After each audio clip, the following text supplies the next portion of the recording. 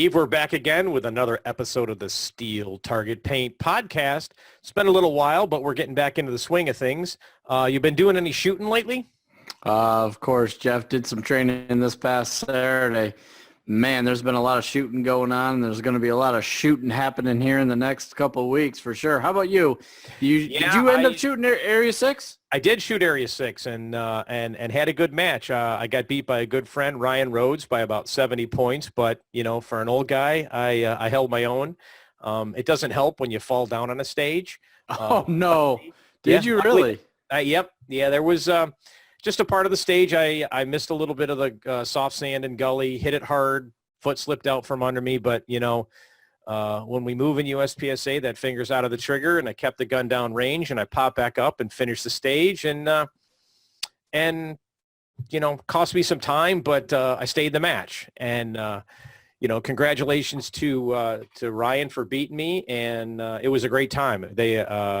Manny was the match director. He put on a fantastic match, so it was a lot of fun. And been practicing too, you know.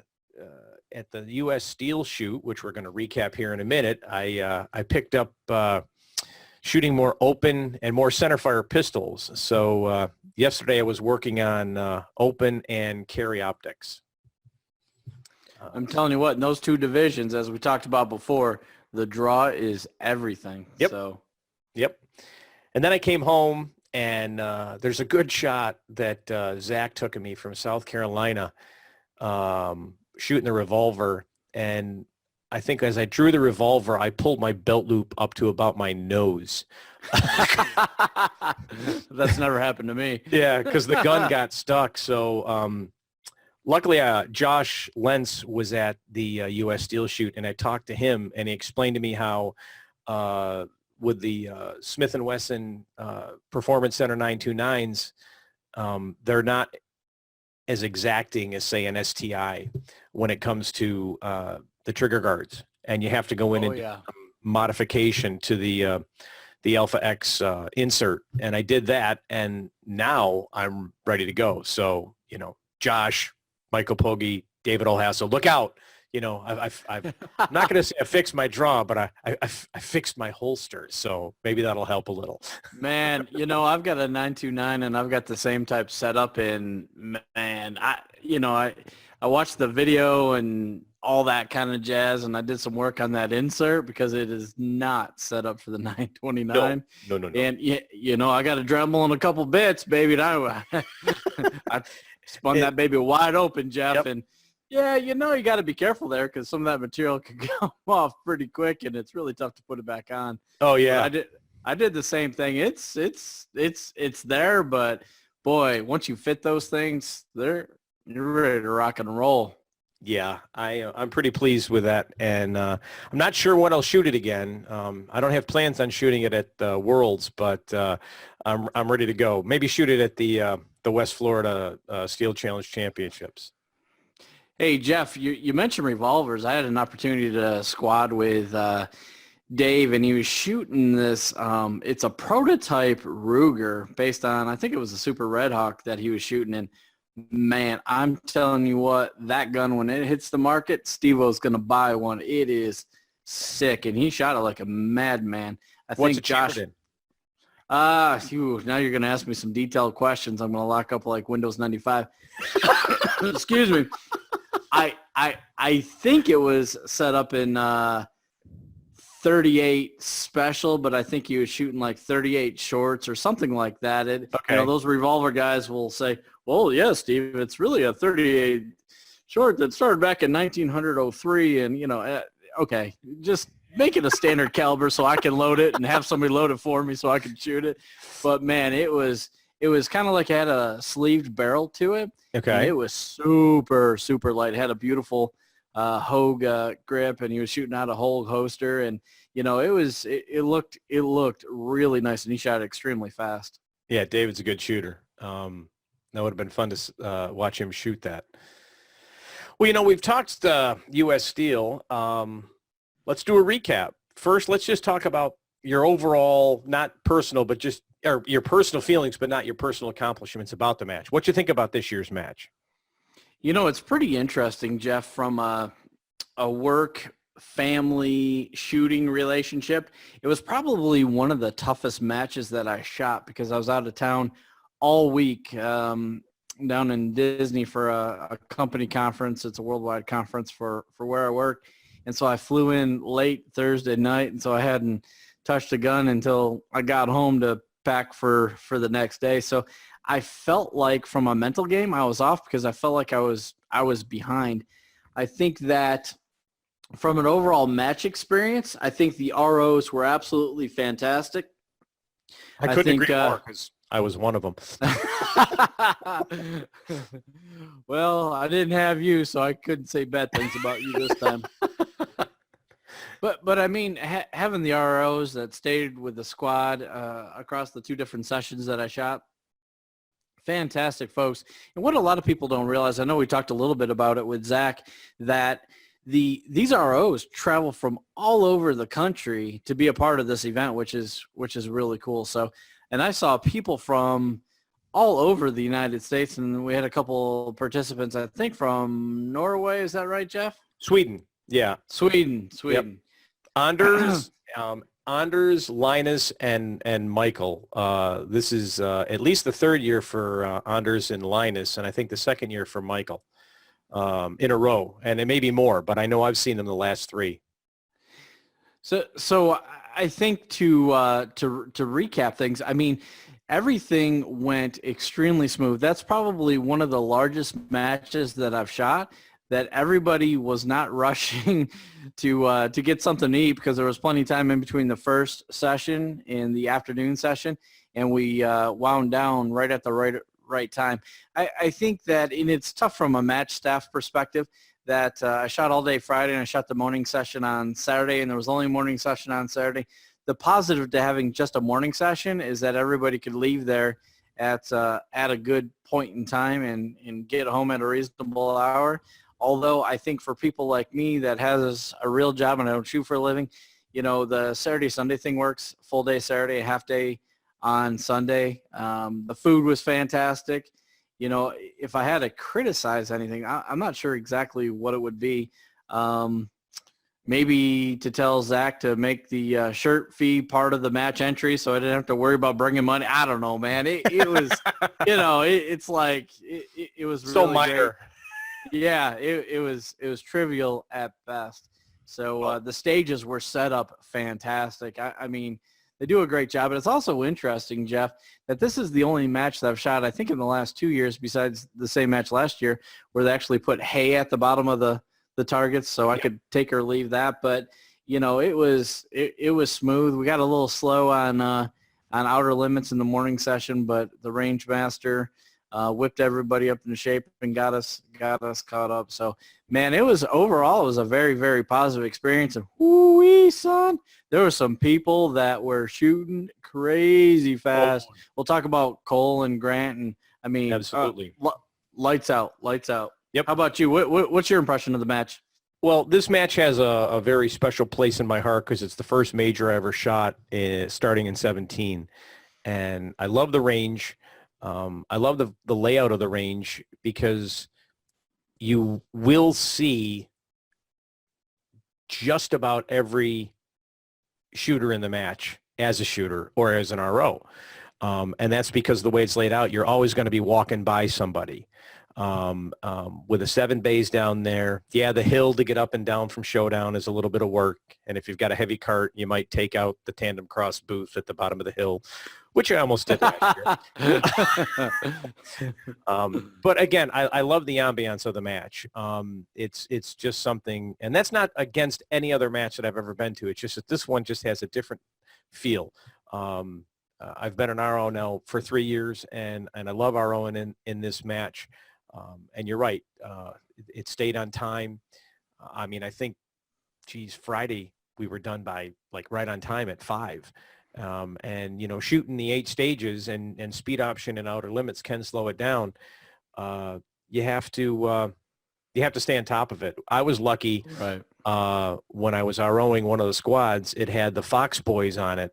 and they made it a game to see who could get down to the targets faster on outer limits. So we zipped through that stage, no problem. Man, I'm telling you what, you lucked out. The Fox boys, they are amazing. And that Seth Fox, whoo, Fast. Oh, yeah. And you know what? If he really practiced, God help us all.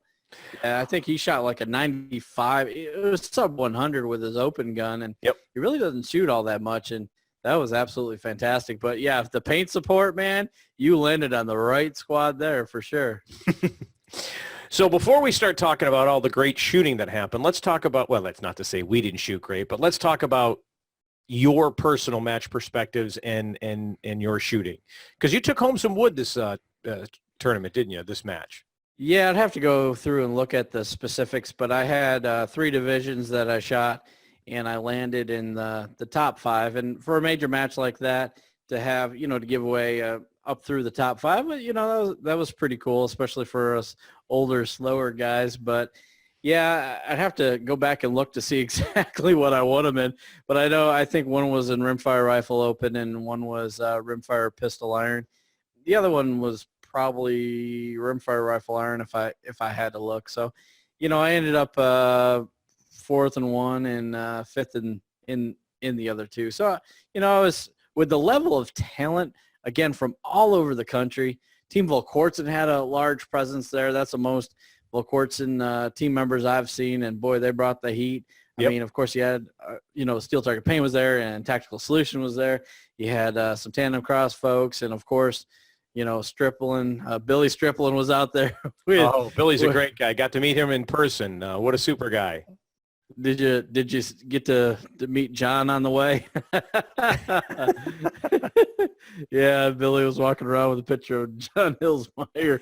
Still not sure how. Yes, Somebody lost a bet there somewhere. I did see that. Yeah. But you had groups from all over the country, man, and to finish in the top 5 in any division, let alone 3 divisions, I was super proud of that. But boy, couldn't be more proud of some of these younger shooters that are just continuing to step up the game and really, moving the finish line for a lot of people, which is really exciting to see. It does provide a sense of motivation. Absolutely. Yep. So it was pretty cool. Did you walk away with any wood or not? Didn't have any wood. This match is, I'm not really sure what their theory is behind how they give out awards, and every match is different. So I didn't get any wood. I did have some personal bests. I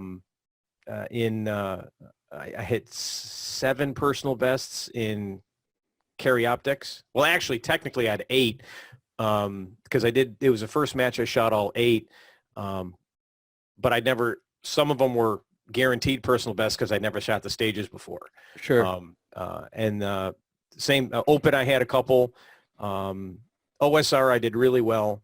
Of course, in the optical sight revolver, if you get down to the classes, I can sit here and go, ooh, I won the B class. There were 4. It's almost a participation trophy if they give something out for that.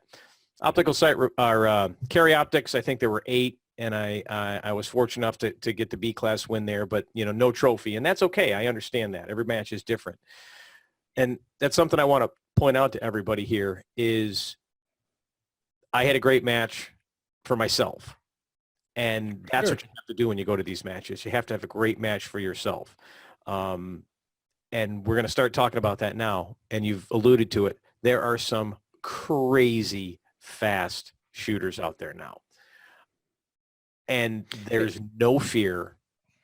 And, I mean, their pickups are still beating my times. It's insane. Oh, no, I got you. Let's pause real quick, Jeff, because I pulled up your OSR.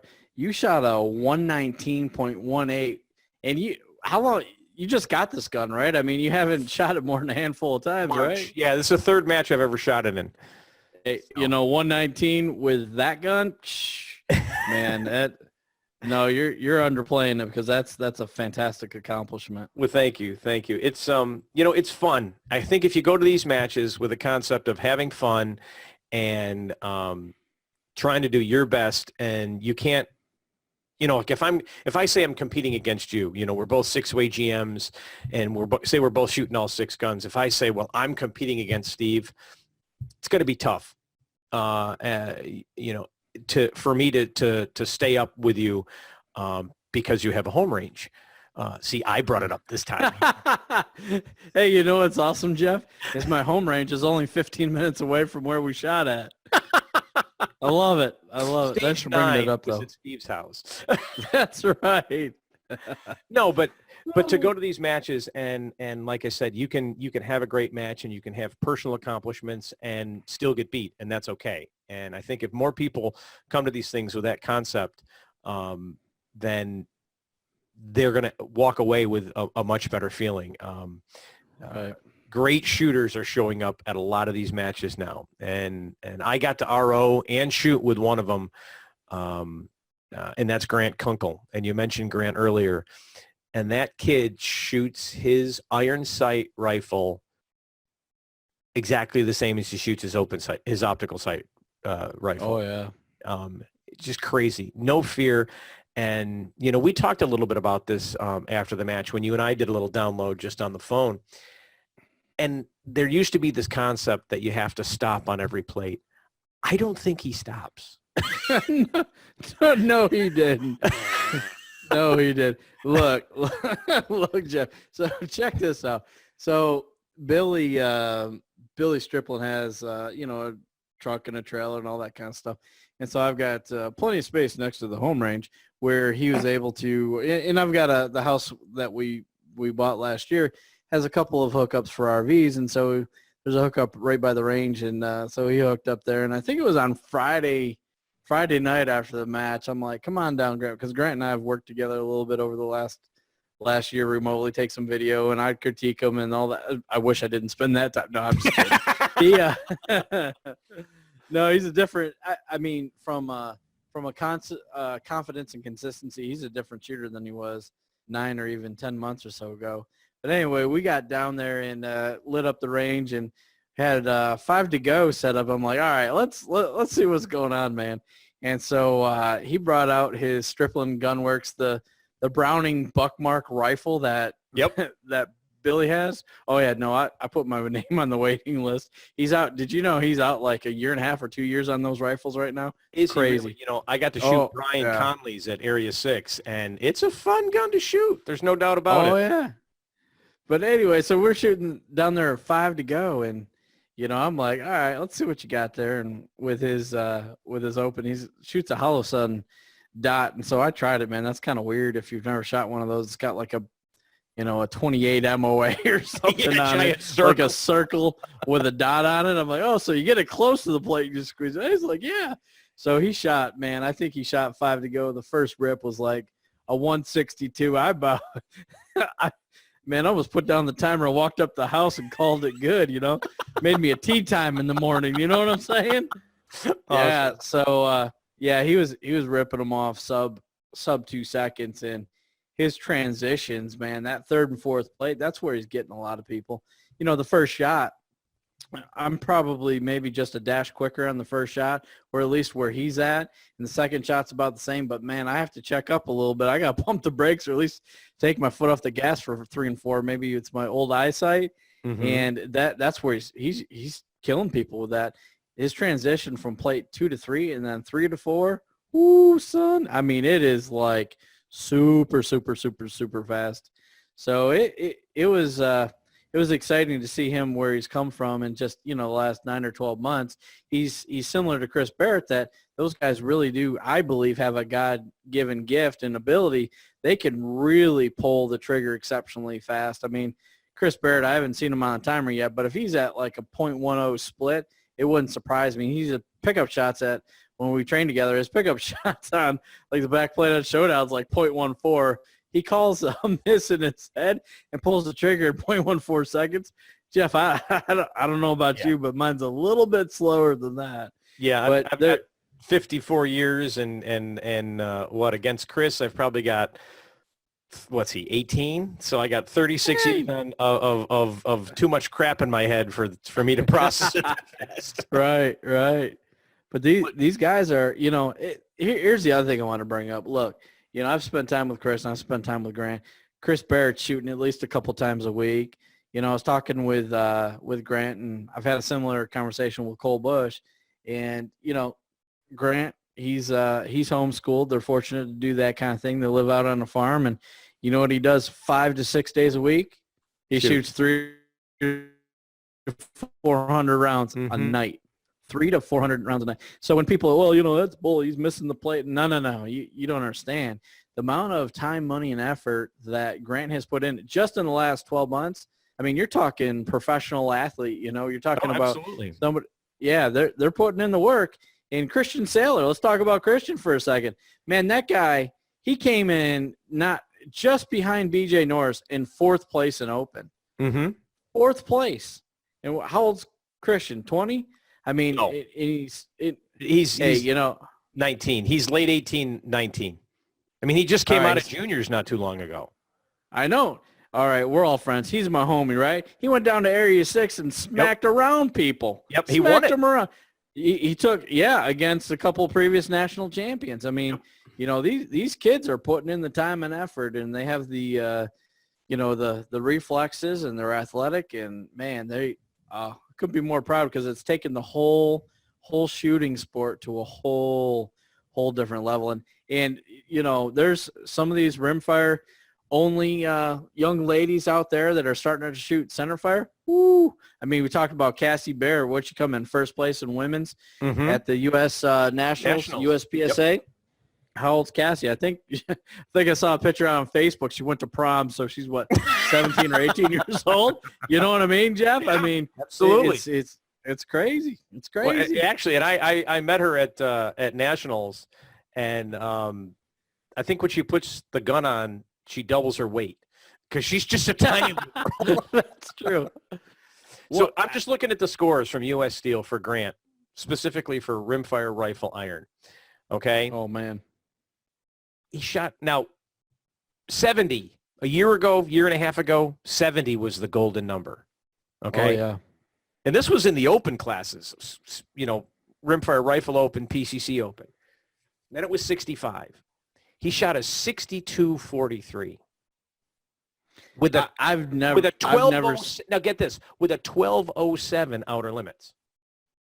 Oh yeah, he was hot after that. Yeah. Okay. Well, let's say hot. He wasn't hot. He was very disappointed because he knew he was rolling like a freight train. He shot a 950 or something with rimfire rifle open, and he's been practicing in the high 8s and low 9s, mid 9s, and he throws down a 12 for a total time of 62.43. Oh, are you kidding me? Yeah. Are you kidding me? Well, the next closest. And again, and this is something to point out too, and this is the composure that this kid has, because I RO'd him that day, and I don't want to say I couldn't detect it. I think he just came off, and he just wasn't quite the happy Grant for about 2 minutes, and then he let it go because he still had the rest of the match to shoot because we didn't end on outer limits. So that's, something else, everybody. We all sit there, I had a crappy string or I had a crappy stage. Well, you can't change it. And you're not going to make up the time on the next set of stages because if you could, you should have been doing that to begin with. Oh, so, yeah. His mental game is there as well for, what is Grant? 16? No, he's 17? He's 17 and he turns 18. It's either May or June. Okay. Yep. And for those of you that don't know Grant, he's probably one of the nicest guys you'll ever meet. Yep. But if you look at his scores, though, I mean, showdown at 5.80 seconds. That's blazing. Good one. Speed option, 789. That's an average string of sub 2 seconds on speed option. That's sick. Smoke and Hope, I bet you, if we looked at the individual times, he probably capped 3 or 4 makeup shots. He's 733, and he usually shoots that in the, 6s, maybe high 5s. 5 to go, like we were talking about a minute ago. Kid's blazing, 756 with a rimfire, with an iron sight gun. That's crazy. Accelerator, under 2 seconds per string, 791. Pendulum, 745. They're all under 8. Oh, it's crazy. Every stage for outer limits was under 8. Yep. Roundabout, 642. And then he had to throw in a 12. Look, if he would have cleaned up the 12, he could have saved, 2.5 seconds there, probably a second on Smoke and Hope. And that's a 59 and some change. So, I think here in the next 6 weeks, man, when we go to the world speed shoot, somebody's going to be shooting a 59. Yep. I don't know agree. if it's going to be Casey Eusebio with the rimfire pistol open, or it's going to be Cole Bush with rimfire rifle open, or if it's going to be Grant with, I don't know, any freaking gun that he shoots. I mean, it's going to be really interesting to see what happens. Well, as I said, I RO'd him when he shot his rifles. And, of course, that gun that Billy's got with that hollow sun, it's got a quick release. So he shoots it open. Then he walks up with the open gun, and he hits the quick release, and he shoots at iron sight. And then he puts the dot back on, and then he shoots it open on the next stage. But when I RO'd him for outer limits, and he threw a 952 in outer limits. And me personally, and it's just the RO they am, I guaranteed I had all 5 shots, and I know I did. And that's just, and again, you might not get all 5 shots, but if you get the last shot, that's always good. But I was not going to let there be any controversy about that I wasn't picking up shots. And in fact, with Grant, I work with Billy Hall most of the weekend, and we had a really good methodology where if we felt the gun was going to be quieter than normal, the second RO was keeping more an eye on the plates, where the first RO was just watching the timer to make sure they got that last shot. Because as you well know, sometimes you get quieter guns. And right. If you can pick up that last shot, that's all that matters. But you try to get all 5, so there's never a question of impropriety. Because it's tough to believe. Unless you're there seeing it. Let's face it. If I came up to you and said, "Hey, I saw a 17-year-old kid shoot a 952 in outer limits," you're like, "Really? Did you get all the hits?" Yeah. Oh yeah, no kidding. So. Look, the last couple of years, I've got a bunch of, I came into second place in rimfire rifle, iron to Colby Pavlok. And this year I came in, I pushed it 5th. I probably should have been in the 4th place range, but hey, I knew where I was at. I was trying to get in the top 4, but instead I ate a couple on a couple stages. Hey, last stage showdown. Hey, I was going to shoot that thing like a high 5, man. And when I pulled out like a 260 on I shot a 162 or 164, something like that on my first round. I was like, oh yeah, you think that's good? Watch this, you 260. but Colby, look, he's a 6508. Last year he's probably somewhere around there. I mean, to sit here and say 12 months later, a Colby that's won the last handful that I can, since I've been shooting, which has been 3 years, he's won the last handful of rimfire rifle iron for U.S. Steel Nationals, or the U.S. Steel Shoot, as well as the World Speed Shoot, and to be in 3rd place with a 6508. What is going on here? It's crazy. Cole Bush, man, he shot a 6471 with a rimfire rifle iron. It's crazy. It's crazy. Well, okay, public service announcement to all the shooters out there. This is directed at Colby. Put down the dot. Red dots are not fun. You want to continue to shoot iron sights, okay? Because for those of you who didn't know, Colby has picked up the optical guns and is starting to shoot them more and more. So you're going to see him. In fact, he was 3rd in rimfire pistol open this match with a 69. And so, and of course, he gives me I'm getting older. The eyes are getting. I'm like, punch him right in the nose. Oh, yeah. Look, if you, I don't know what the largest division shot was. Was it rimfire rifle open? It's probably pretty close. That had 82 entries. Yeah, pistol was 75. What was PCC open? That's always a big one. PCC open was 68. So, yeah, rifle open was a big division. Yeah, if you look at the times there, you got 1, 2, 3, 4, 5, 6 times under 70 seconds in rimfire rifle open. That's blazing. And you look at the top, 15 of that list. You got a couple of newcomers, but you've got a lot of folks that have been, winning state and area matches and national and world champions on there in the top, in the top 15. It's crazy. it's getting super, super, super competitive, and especially the rimfire, which is really, really cool.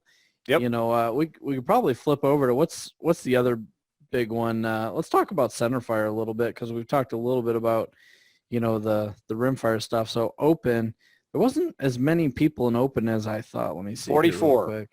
44. I mean, that's half of what rimfire rifle open is. Yep. So, man, there's still some blazing good times. Well, let's see. Limited's another big one. Well, no, limited this match was only 20.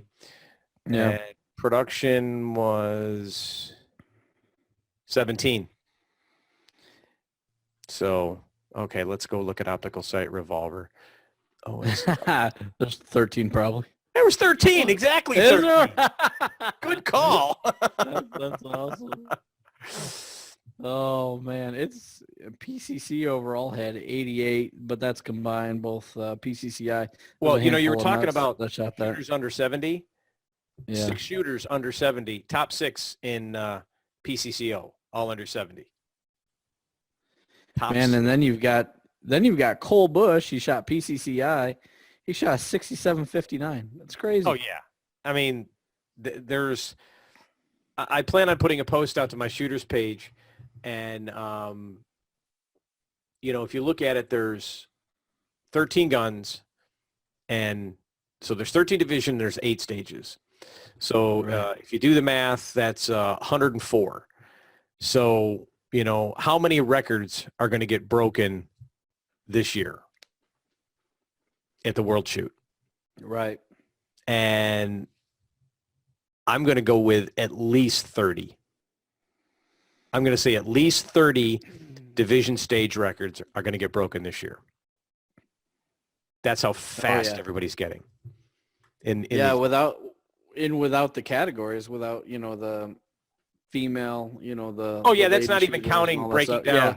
Oh yeah, it's going to be more than that way if you include those folks. If we include the categories, it will definitely be it'll be more than 30, because the women are still getting fast. You know, I mean, Jesse won another open title, and you know, Zoe and Mac are very fast.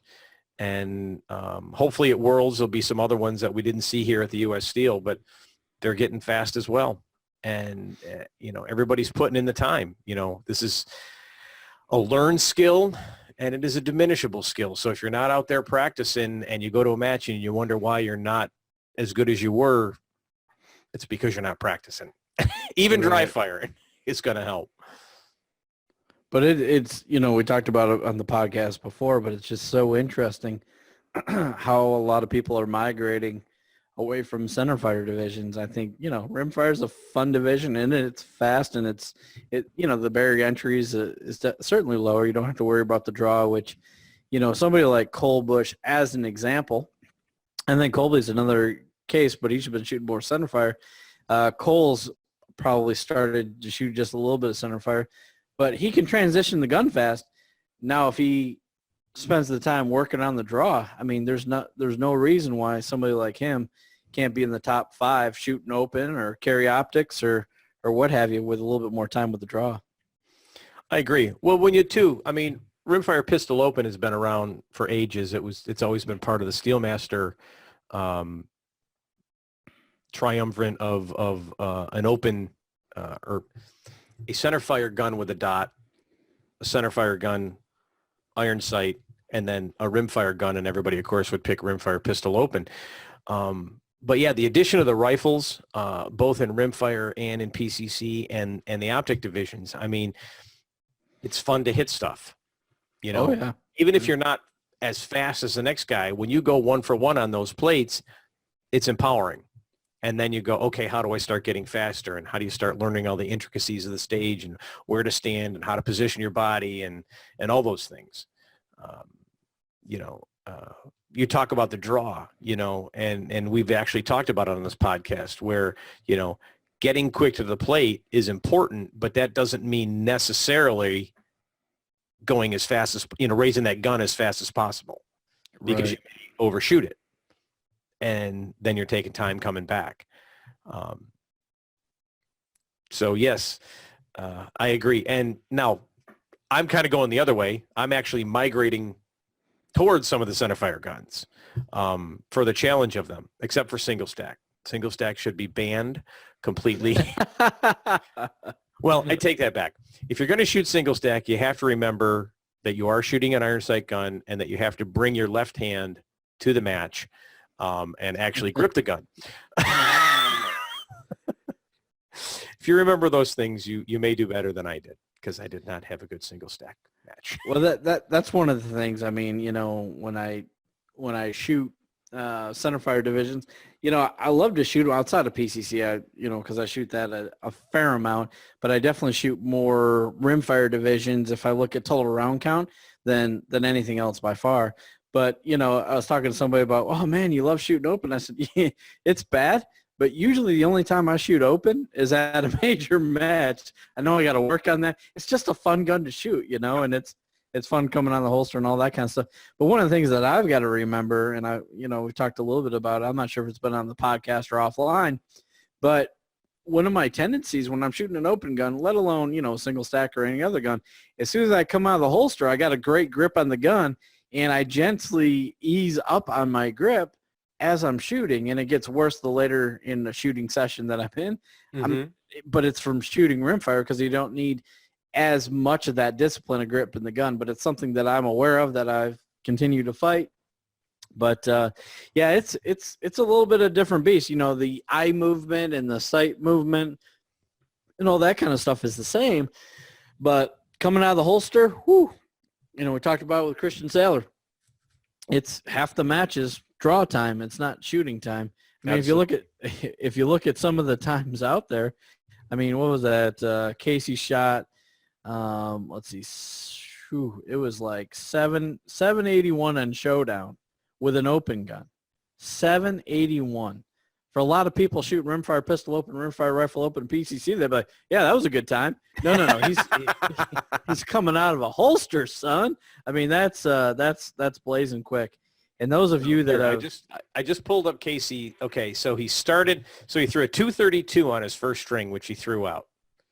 So he's already thrown out his string on string one. Then that's a keeper in my book. That's a keeper in my book, Jeff. Yeah. Then he puts a 193, a 184, a 216, and a 188.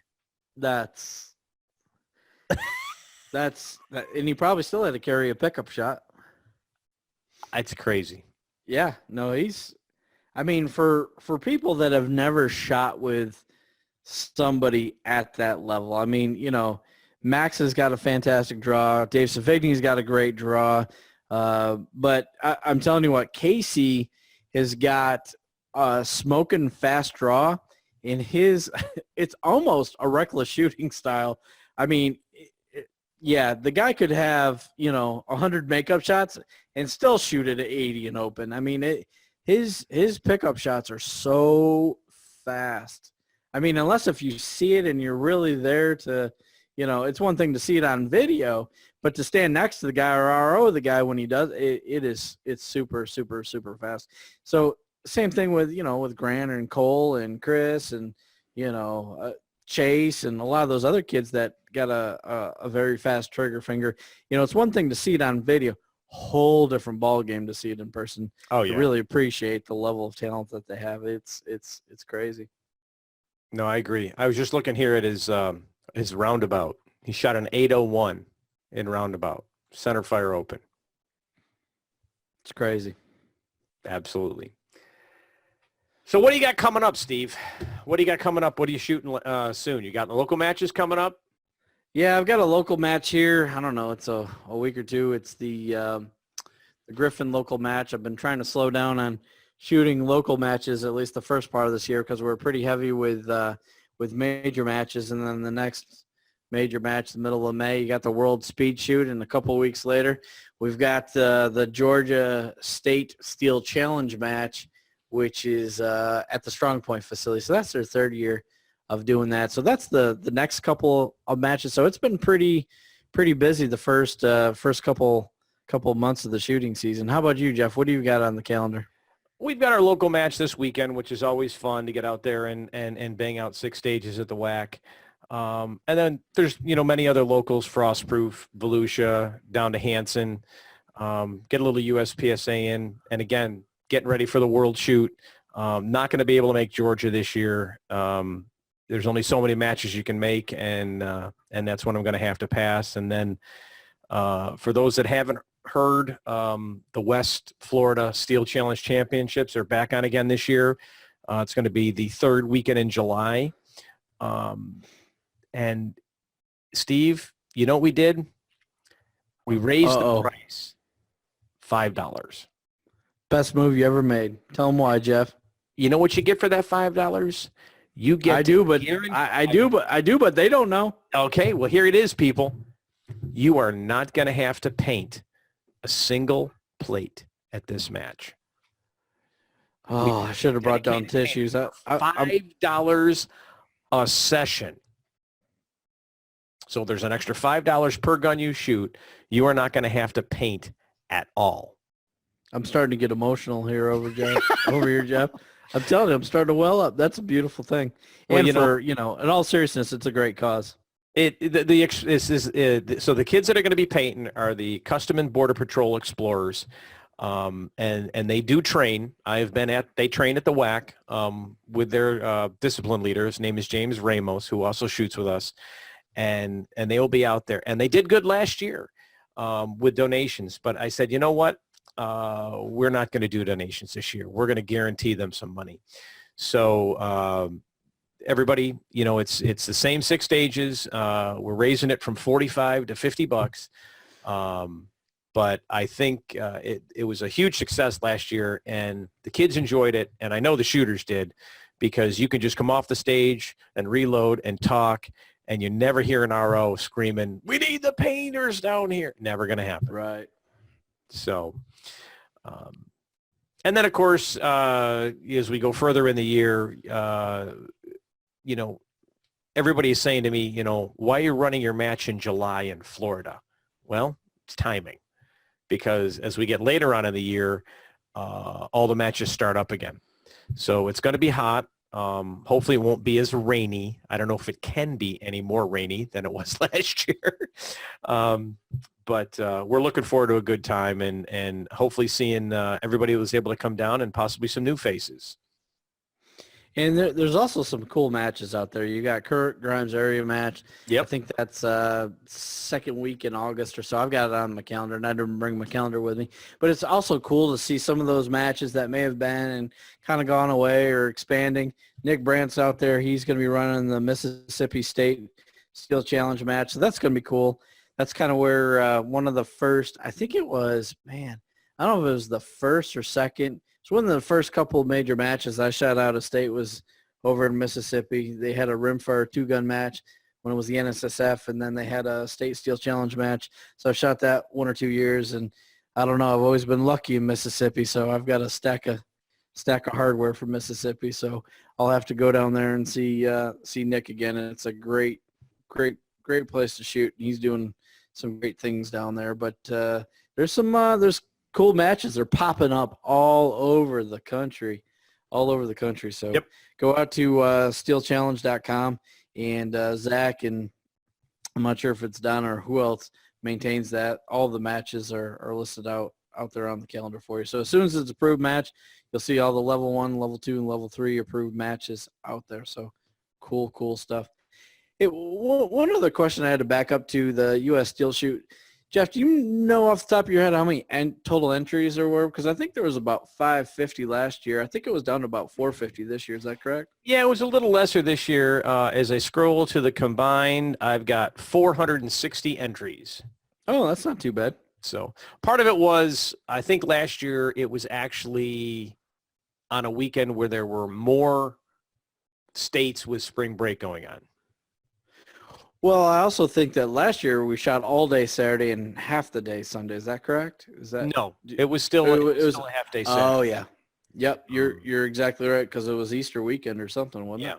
World Shoot is all day Saturday, half day Sunday, I think. Roger that. Oh, also, didn't the match entry fee go up a good decent bit? It did, in some respects. they went to instead of doing a tiered pricing on that, they went to the flat rate pricing, and it saved Zach a huge amount of time and headache.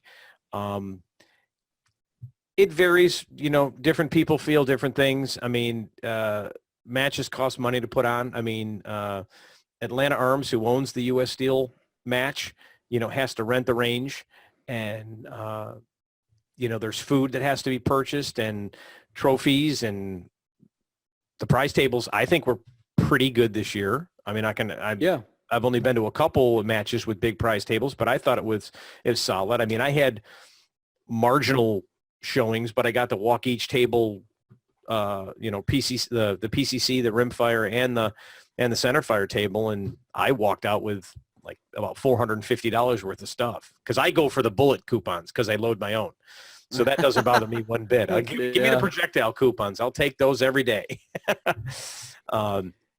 And so, yeah, and of course at this match, I believe your main match winners are also winning some cash. Right. So, it cost, and it may have affected people, but if you end up doing the math, let's just say you're going to shoot 4 guns, and you say to yourself, well, I think $75 is a fair price for a gun or for a match. Well, that'll be $300. Well, if the price is $100, it's an extra $100. But when you start adding in your travel time, your food, your hotel and lodging, that $100 becomes a very small portion of, yes, it's still $100 more that you have to pay, but it's a smaller portion, it's a smaller percentage based on everything you have to pay. For me, my match fees tend to be some of the smallest part of what I end up paying in a match. Right. Now, for your local guys, you're 15 minutes from there. You don't have that, but, and I won't have that down here at the WAC. But, going to the World Shoot, and that's $100 a gun, which me personally, I know this is probably going to upset a lot of people, but me personally, I think for a major level 3 match, I think $100 a gun is a fair price, personally. But that's just me. Yeah, I think, we've had some of this discussion before. I think you're pushing the boundaries. I don't think 110 or 125 would fly. I think some people would still pay it, but even $100 a gun is pretty steep. But I will say, at $100 a gun for the U.S. Steel Shoot, the last at least 2 years, maybe even 3 years, the quality of the prize table is commensurate with the $100 match entry fee, meaning that I think of a match that size, one of the best, if not the best, prize tables that I've seen. I would say that, the last Georgia State match over at the Griffin Gun Club, for a low match entry, I think you could get a 4-pack for $135. I mean, it was somewhere around there, and they fed you. But I would say for that level match, that Georgia State match, that prize table is probably the best prize table I've seen for a match that size. So, I think that it depends. If you're going to, like at the World Speed Shoot, hopefully there's a good prize table. Last year, I still think it was okay. But I think the U.S. Steel Shoot had the better of the prize tables for a $100 match entry fee. That's my opinion. Well, again, I like recognition. I like recognizing shooters. So that's why at the WAC, we don't really try too hard to have a big prize table. And we actually do it more as a raffle table, because I would rather give out a lot of awards. Oh, yeah, for sure. Get down deep. And so that, that person who wins Open C, if there's enough shooters in that class, they're going to get a wood, piece of wood. They're going to get a trophy. Yeah. Yeah. And again, it's just it's not right or wrong. It's just a different perspective.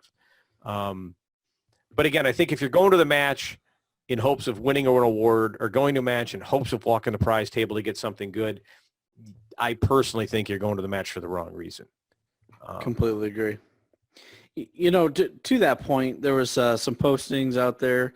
I would say on social media the last 2 days.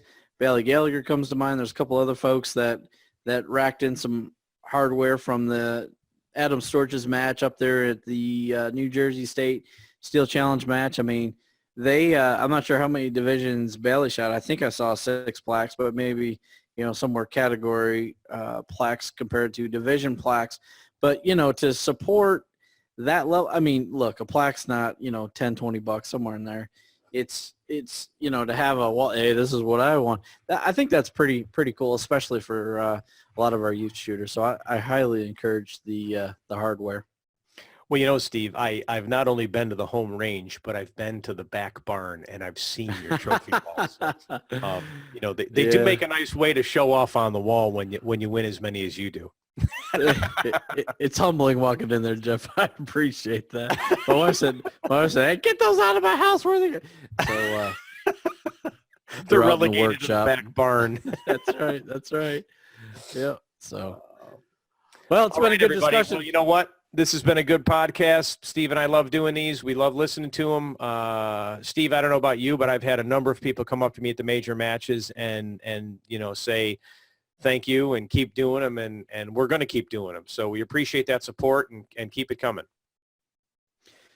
And also, if you need something out on rangestore.net, use discount card. Discount card. Let's try a discount code instead. Maybe I'll make up a card and I'll send you one of those. ST Podcast 10 for 10% off. And check out rangestore.net. They've got a really cool giveaway going on with DDR, Daryl Ralph knives and Go pens and a titanium pen. And, man, get out there and like and get your entries and tag a couple of buddies and share it out there. Giving away, I think it's about $170 worth of goodies from DDR. Thanks, Steve. I just signed up for that today, and now you're going to get a lot more people signed up for it. Way to go. Hey. Oh, that's right. That means my chances go down. Oh, geez. What are you going to do? Kidding. He's going to edit that out. Oh, no, everybody, get over there, sign up for that. It's a great prize package, and get the word out about rangestore.net to all your friends. They've got a lot of great products, and share that special code with them. All right, Jeff, we'll see you out on the range soon, buddy. All right, Steve. Good talking with you. Bye, everybody. Don't forget, one shot, one steal.